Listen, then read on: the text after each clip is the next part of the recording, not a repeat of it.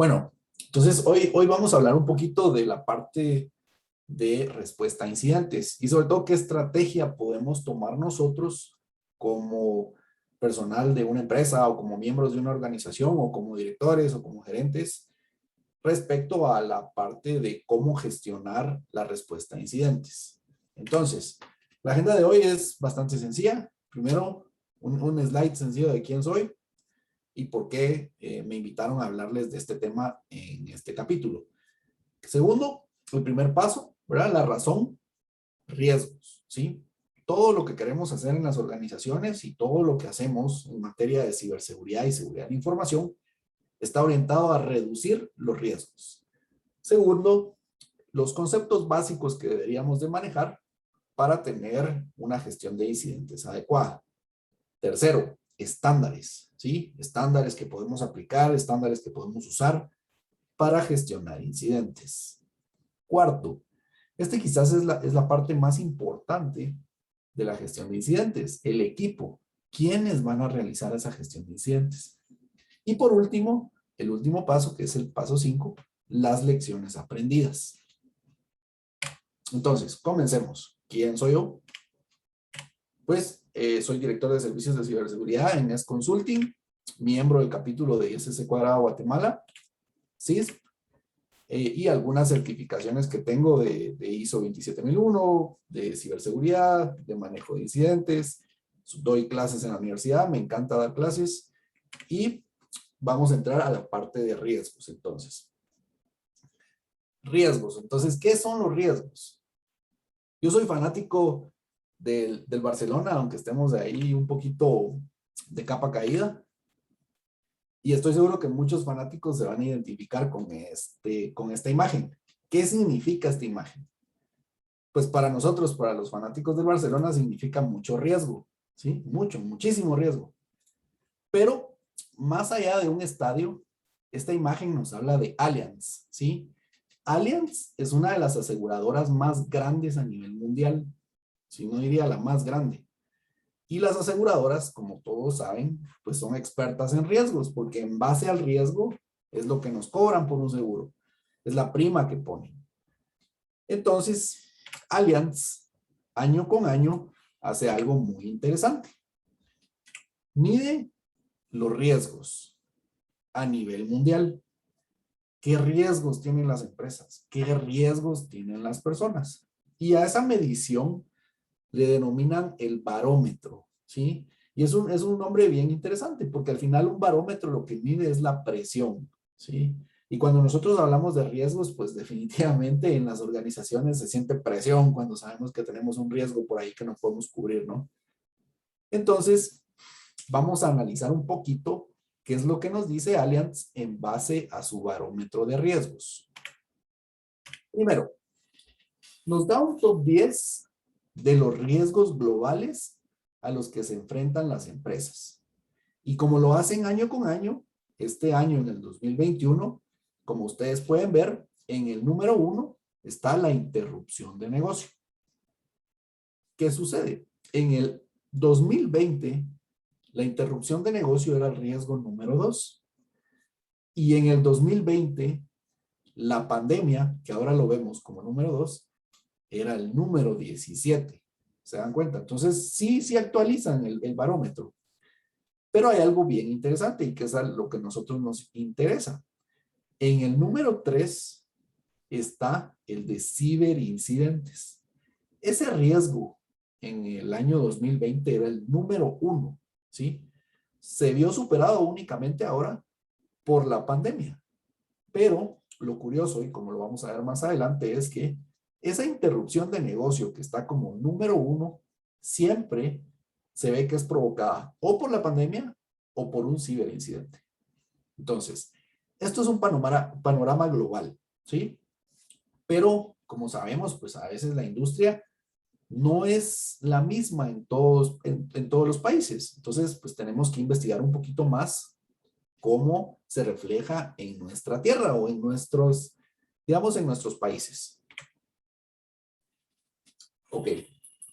Entonces, cuando nosotros estamos hablando de ciberincidentes, estamos hablando que los ciberincidentes que más ocurren son fugas de información, ¿sí?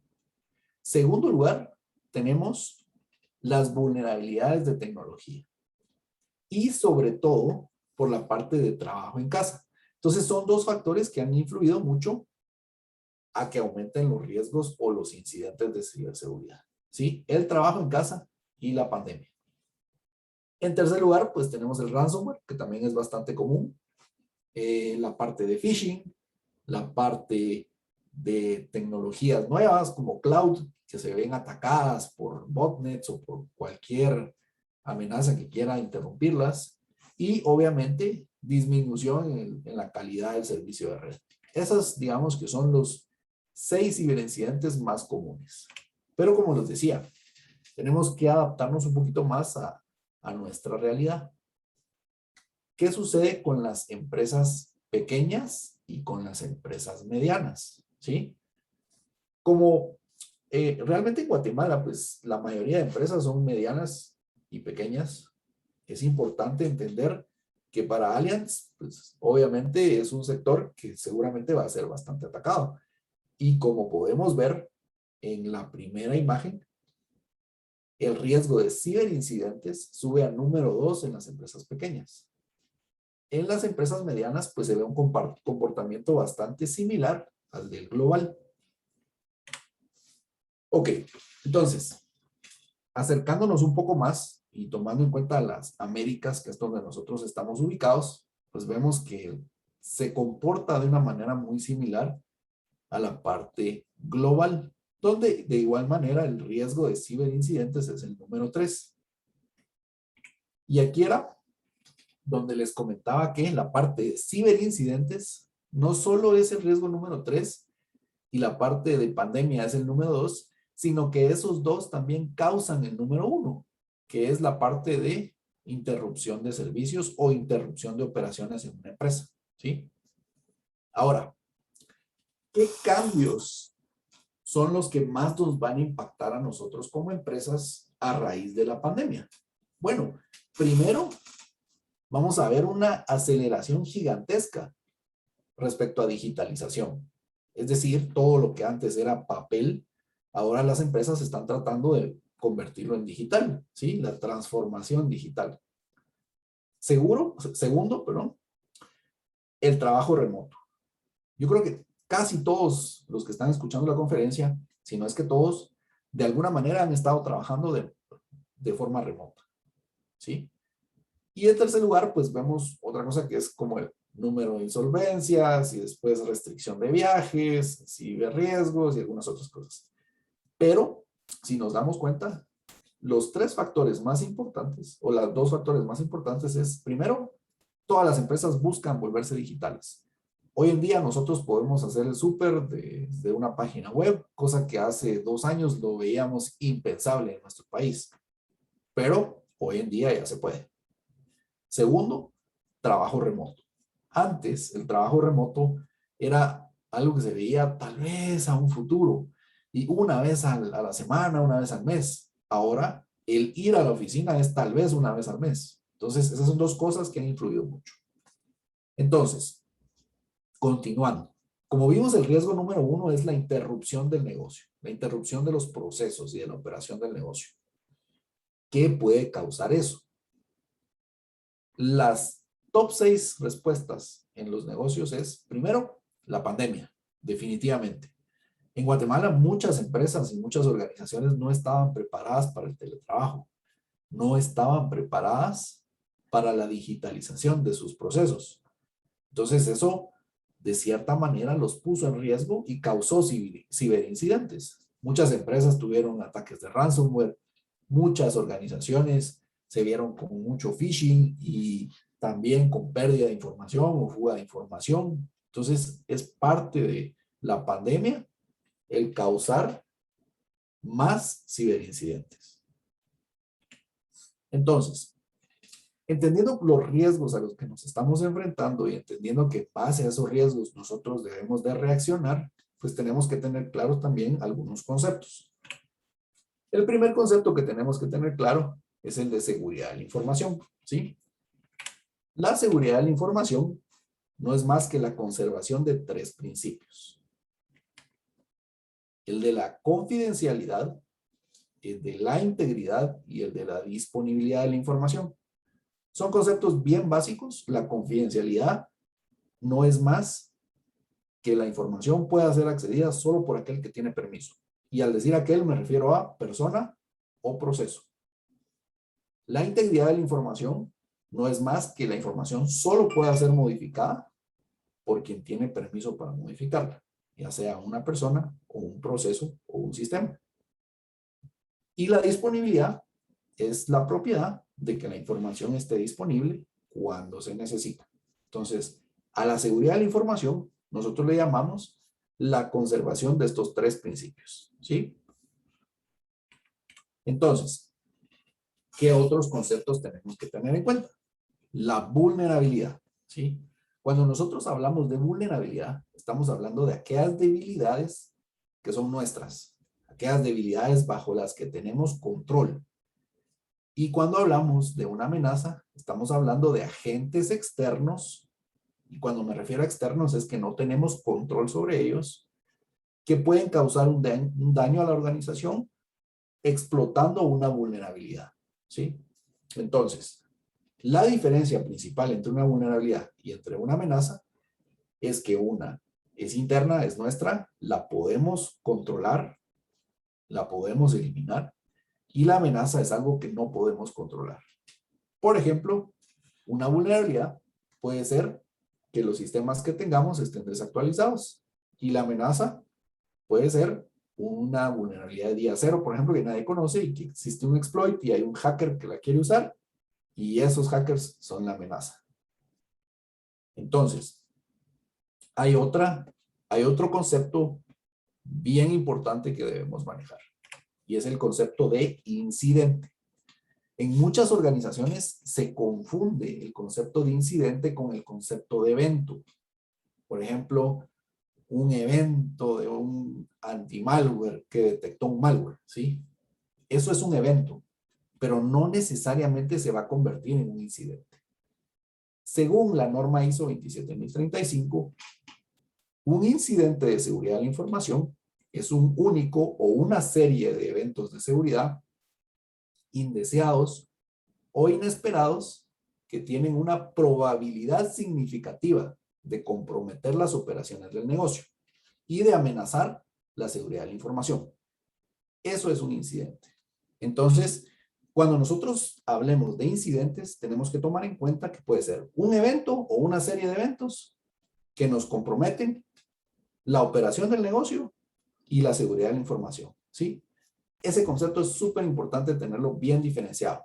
¿Por qué? Porque a la hora de que nosotros implementemos una estrategia de gestión de incidentes dentro de nuestra organización, al educar a los usuarios, puede ser que los usuarios cualquier evento de seguridad lo detecten como un incidente o lo informen como un incidente.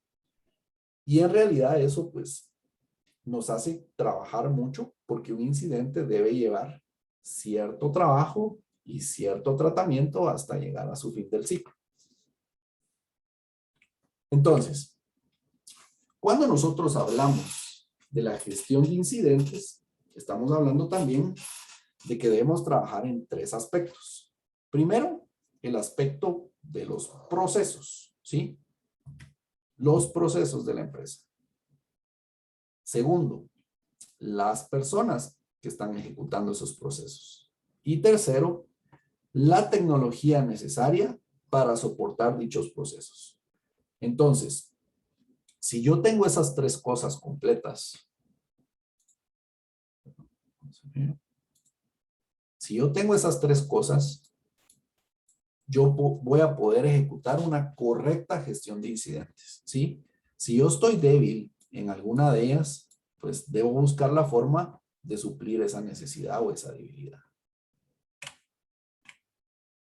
Entonces, atando o uniendo puntos, podríamos decir que tenemos amenazas como el hacktivismo, como el espionaje, como el terrorismo, etcétera, etcétera. Tenemos vulnerabilidades que son nuestras, es decir, que pueden ser de nuestra tecnología, de nuestros procesos o de las personas. Y esas vulnerabilidades pueden ser accidentales o por prácticas deficientes. Y esas vulnerabilidades ponen en riesgo los activos de información y obviamente la reputación de la empresa. Eso puede pasar también. A eso nosotros tenemos que dar respuesta. Obviamente hay respuestas que son tradicionales, hay respuestas que pueden venir de una comunidad y hay respuestas sistemáticas, ¿sí? Entonces, esto es como más o menos nosotros debemos de tratar esos riesgos. Ok, entonces, ahora, estándares. ¿Qué son los estándares? ¿Por qué tenemos que utilizar estándares? Primero, nosotros no podemos mejorar lo que no medimos. Entonces es súper importante medirlo, medir todo en la empresa, medir todo en la organización. Este es un ejemplo de estadísticas que nos da ENISA. ENISA es una entidad europea que se dedica a la parte de seguridad y ciberseguridad en Europa y miden en todos los países lo que está sucediendo. Entonces, para darles un ejemplo, el 84% de los ciberataques generalmente se dan a través de ingeniería social. Ok, ¿qué quiere decir eso? Si yo estoy midiendo eso en mi empresa y yo veo que eso está sucediendo, yo tengo que generar algo que me ayude a evitar ataques de ingeniería social, concientización, ¿verdad? Pero si yo no mido lo que está pasando, no voy a poder tener respuestas adecuadas ante cualquier incidente o ante cualquier riesgo. Ok, ¿y qué estándares podemos utilizar? Realmente en el mundo hay un montón de estándares y hay distintos estándares que hablan de la gestión de incidentes. Por ejemplo, ITIL o ISO 20000 hablan de problemas en vez de incidentes, pero al final casi todos los estándares convergen en cómo solucionar esos incidentes. Yo, el que recomiendo es el estándar ISO 27001 en su norma 27035 del 1 a la 3. ¿Por qué? Porque es el estándar que conozco, es el que me gusta, es el que he aplicado y he visto que funciona. Pero no hay ningún problema en aplicar otro, siempre y cuando sea un estándar. ¿Por qué? Porque los estándares los podemos medir, los podemos mejorar y son normas internacionales aplicadas, probadas y confiables. Entonces, ¿por qué? ¿Por qué queremos hacer eso? Yo creo que lo que más pánico tiene una persona hoy en día, si sabe un poco de informática o los que trabajamos en seguridad, es ver un letrero como este en las computadoras. Es lo peor que puede pasar. Entonces, desgraciadamente, cuando nosotros ya nos vamos a la gestión de incidentes, esto ya sucedió. Más adelante vamos a ver cómo todo esto nos puede ayudar a evitar este tipo de cosas. Pero la gestión de incidentes, como bien les digo, generalmente se trata cuando esto ya pasó. Y como les estaba hablando, el estándar que yo sugiero, que yo les recomiendo, es el ISO IEC 27035 en sus folletos del 1 al 3, donde nos habla que debemos tomar 5 pasos para la gestión de incidentes. Primero, debemos planificar y preparar a nuestro equipo. Segundo, debemos de tener las capacidades de detectar si algo nos está pasando. Y por supuesto, reportarlo de una manera correcta. Entonces, esta es una parte bien interesante, porque desgraciadamente los incidentes de ciberseguridad son como el COVID. La pregunta no es si nos va a dar o no nos va a dar. La pregunta es, ¿nos va a pasar un incidente? ¿Cuándo nos va a pasar un incidente? ¿Me voy a dar cuenta de que está pasando un incidente en mi organización? ¿Lo voy a detectar? ¿Y será que voy a actuar de la manera correcta? Esas son las preguntas. ¿Por qué? Porque definitivamente en algún momento vamos a sufrir un incidente. La tercera fase se trata de analizar y decidir. Yo ya detecté el incidente, lo reporté. Ahora me toca analizar qué es lo que está sucediendo y decidir cómo voy a actuar en base a ese análisis. La cuarta etapa es responder, ¿sí? Esa etapa es donde nosotros tomamos las acciones necesarias para responder de manera adecuada al incidente. Ahora, ¿de qué forma debemos responder? Realmente la respuesta a incidentes debe estar basada en minimizar cualquier daño que el incidente pueda causar. Todo lo que nosotros hagamos a la hora de responder a un incidente debe orientarse a eso, a minimizar el daño. Damage control, dicen los gringos. Y por supuesto, después de esa respuesta adecuada al incidente, nosotros debemos hacer un análisis post-incidente, donde nosotros, por ejemplo, hacemos reuniones de lecciones aprendidas, vemos si lo que hicimos fue lo adecuado o si hay que modificar de alguna manera los procesos que tenemos. El equipo.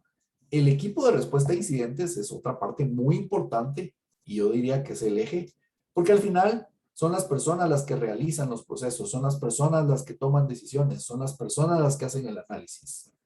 Y el equipo, pues debe estar conformado de la siguiente forma. Primero, debemos de tener a alguien que tenga skills personales, ¿sí? Habilidades personales. Alguien que tenga habilidades técnicas. Alguien que puede ser que tenga habilidades especializadas. Por ejemplo, si mi institución es una institución financiera, puede ser que yo necesite a alguien que conozca bastante de cuestiones financieras. Puede ser que yo necesite a alguien que conozca de tarjetas de pago. Si mi institución es un hospital, por ejemplo, puede ser que yo necesite a alguien que conozca de terminología médica. Y, por supuesto, yo voy a necesitar a alguien que tenga habilidades de respuesta a incidentes. Entonces, tomando en cuenta estas 4 aristas, yo debo formar un equipo con esas cualidades y esos skills. Ahora, ¿qué pasa en las organizaciones que pues tal vez no tienen tanta gente? No necesariamente el equipo de respuesta a incidentes tiene que estar formado únicamente por gente del departamento de TI.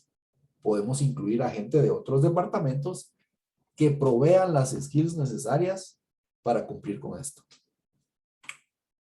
Entonces, ejemplos de eso. Es muy importante, por ejemplo, tener gente de incidentes, definitivo, es lo número 1. Segundo, puede ser importante tener a alguien que conozca de las ramas legales, alguien que conozca de comunicación. La comunicación de un incidente puede lograr reducir el daño del incidente. Si la comunicación es correcta, por ejemplo, el incidente puede ser muy grande, pero si se comunica de manera correcta, el impacto del incidente va a ser menor. Alguien de TI, probablemente. Alguien de seguridad física, puede ser que lo necesitemos. Y en algunos casos, contacto con autoridades. Este es un ejemplo de una comunicación incorrecta de un incidente. Miren esto. Yo lo recuerdo, eso fue en el 2015. Lo que hizo Anonymous fue hacer un SQL injection a una página que tenía información pública. Es decir, la información que estaba ahí, cualquier persona la podía ver. Pero ¿qué pasó? No lo comunicaron de una manera correcta. Y miren el titular.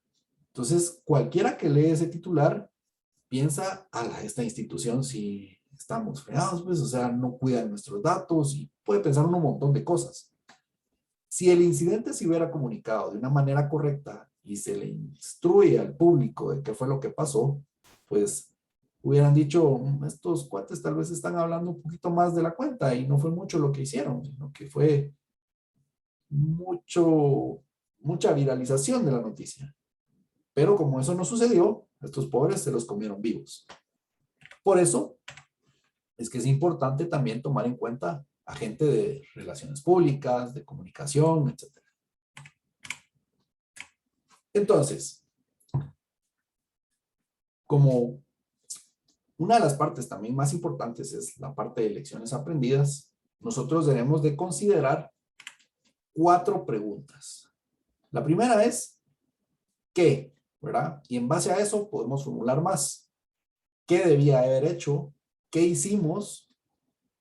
¿Qué no hicimos? ¿Qué funcionó? ¿Qué no funcionó? ¿Cómo lo hicimos? ¿Cómo debimos hacerlo? ¿Cuándo lo hicimos? ¿Cuándo nos dimos cuenta? ¿Cuándo reaccionamos? ¿Cuándo paró el incidente? Ese tipo de preguntas son las que nos sirven para las lecciones aprendidas. ¿Dónde fue el incidente? ¿Dónde lo detectamos? Ese tipo de preguntas son las que después nos van a servir a nosotros para meter la gestión de incidentes dentro de nuestro análisis de riesgos. En las organizaciones, generalmente cuando estamos hablando de seguridad de la información o ciberseguridad, nosotros tomamos en cuenta el análisis de riesgos. ¿Por qué? Porque si se recuerdan al inicio, esos barómetros de riesgos, esos riesgos, pues generalmente son medidos en las organizaciones y los controles que se implementan van de acuerdo a esos riesgos. Entonces, la gestión de incidentes también nos sirve como un input hacia nuestro análisis de riesgos, hacia nuestro presupuesto, hacia nuestra ejecución, ¿sí? Es importante tomar eso. ¿Por qué? Vuelvo al principio de la presentación. ¿Se recuerdan cuando decía cómo podemos disminuir los riesgos? Pues con la gestión de incidentes, nosotros podemos entender que si medimos que la mayoría de incidentes, por ejemplo, son de malware, sabemos que estamos débiles en la parte de anti-malware. Si la mayoría de incidentes son por ingeniería social, sabemos que debemos concientizar a nuestra gente. Si la mayoría de incidentes son por falta de actualizaciones, por falta de parches, por sistemas operativos antiguos, pues sabemos que tenemos que invertir en eso. Entonces la gestión de incidentes se convierte en algo que aporta para disminuir riesgos y para mejorar la parte de seguridad de la información de la empresa. Preguntas, no sé. Traté de ser lo más breve posible debido al tiempo, porque teníamos que terminar a las 7. Entonces dejé 10 minutos ahí para preguntas y respuestas. Así que los que quieran preguntar algo, por favor, adelante. Bueno, muchas gracias, Pablo. Esperamos cualquier pregunta que nos quieran hacer. Pueden enviarlas por el chat. Es muy interesante este tema de gestión para la incidencia de los riesgos. Gracias.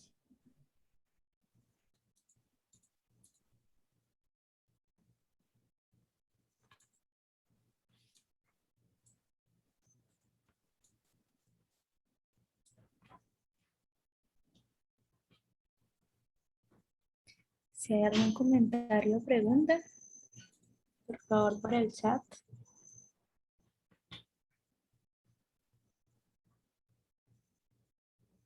Creo que de momento no. No, ¿algo más que nos quieras comentar, Pues Pablo? bueno, no, más que todo agradecerles la oportunidad de poder dar esta charla. Eh, quisiera motivar a las personas o a los miembros que están acá de organizaciones o de instituciones a que se enfoquen bastante en la gestión de incidentes. Es importante, sobre todo, medir. Eso no me canso de recalcarlo. Si nosotros no medimos, no podemos mejorar. Entonces, la gestión de incidentes se debe convertir en un pilar para la mejora continua de las organizaciones y definitivamente para reducir los riesgos en las mismas. Creo que tengo un par de preguntas ahí. Muchas gracias. Muchas gracias por sus comentarios y ya, Pablo. Bueno, hay una pregunta que dice, ¿cómo va el tema del ser de país? Bueno, en realidad, hace varios años ya se implementó en teoría un CERT en el Ministerio de Gobernación. Ese es el CERT de país.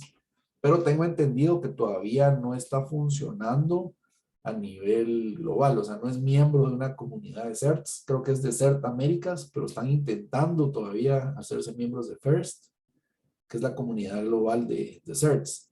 Ahora, ¿por qué tienen que hacerse miembros? Porque al hacerse miembros, ellos pueden colaborar con CERTs de otros países, compartir información respecto a ataques, respecto a tendencias, a amenazas que han visto en otros países, o incluso hasta poder colaborar en la parte de gestión de incidentes. Ojalá que sí funcione eso, pero la verdad es que ya llevan varios años intentando y no se ha movido mucho. Vamos a ver. Dice, ¿cómo considero que se puede mejorar y acelerar? ¿Podrá la Superintendencia de Bancos apoyar en ese tema? Definitivamente. Las instituciones financieras son unas de las que más se ven beneficiadas con este tipo de colaboraciones. Por darles un ejemplo, en Brasil, conozco a la persona del ser de Brasil y ellos tienen una funcionalidad donde activan un protocolo en routers y a través de ese protocolo ellos pueden dar de baja cierto tráfico. Entonces, por ejemplo, si en Brasil ven que sus bancos están siendo atacados por China, ellos hablan con el ser de China y de una vez le dan de baja al tráfico de China, sin necesidad de tener, por ejemplo, softwares o equipos de protección contra denegación de servicios. Entonces es bien interesante la colaboración que puede existir y yo creo que las instituciones financieras, incluyendo a las reguladoras como la superintendencia, definitivamente pueden apoyar o pueden convertirse en algo de esto, de este tema. Dice, Tenemos ¿cada otra cuánto pregunta. recomienda actualizar nuestros procedimientos de gestión ante incidentes? Ok, eso es recomendable por lo menos una vez al año, pero en la reunión de lecciones aprendidas, por ejemplo, se debería de actualizar lo que se necesita actualizar. Dando un caso de eso, tuvimos un ransomware, ¿actuamos de la manera adecuada? No. ¿Qué hicimos? Hicimos 1, 2 y 3. ¿Qué debimos haber hecho? 1, 2, 3, 4 y 5, ¿verdad? Entonces, de esa manera se mantiene esa gestión viva.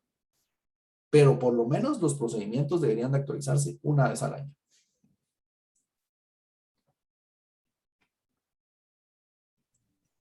No sé si hay más preguntas por ahí.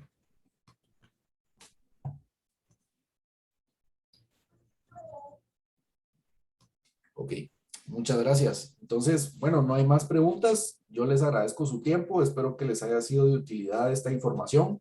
Y cualquier información adicional, pues me pueden contactar en redes sociales, en mi correo electrónico, LinkedIn o a través del capítulo de ISS Cuadrado Guatemala. Así que yo les deseo feliz noche, cuídense mucho y espero que estén muy bien.